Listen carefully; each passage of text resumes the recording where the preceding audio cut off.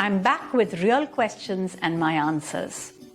You know, I mentor some young women, and one of my mentees asked a really good question.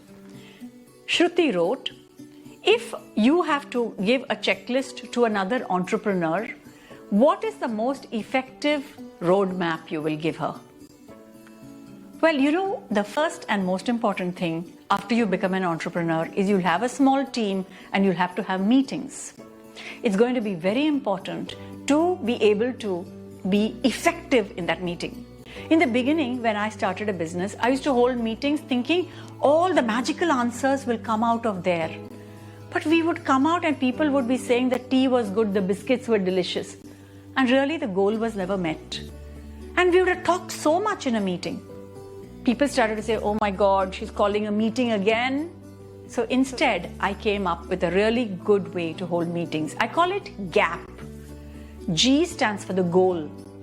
What is the goal of the meeting? You write out and tell your team the goal of this meeting is to find a way to reduce the expense in one department. Then you talk about the agenda. A. Agenda is that Mr. Ram will present the actual expenses right now. Mr. Kiran will give us 3 ways that we can reduce it, which he has already seen from past years' profit and loss account. And everybody who comes to the meeting can come up with an individual idea. So the agenda is also clearly set. And at the meeting, if a new topic comes on the table, you as the chair of the meeting have to say, no, we're only discussing how to reduce expense in this department. Please, let's not talk about that. Hold another meeting for that. Then comes the P of the GAP. P is preparation. When you call the meeting, you invite certain people to come. Give each of them what can they prepare in order to be effective at this meeting. In fact, you can give a role to each person and they will come. Can you study this department in another company and come and present how they are doing it?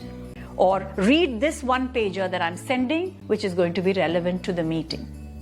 So from now onwards, once I got this gap, every meeting became effective. People would look for the meeting because it will have a gap. It will have a start time and an end time. Meetings shouldn't be endless. It will be 12 to 12:45 with a gap, goal, agenda, preparation. If you do that, I can assure you that gap in the profit of your entrepreneurship will disappear and you will be a huge success. If you have other such questions and if you would like me to help as a mentor, I'm available. Please subscribe and put your comment below this video, and I'm available to many more mentees along with our life coaches. Thank you.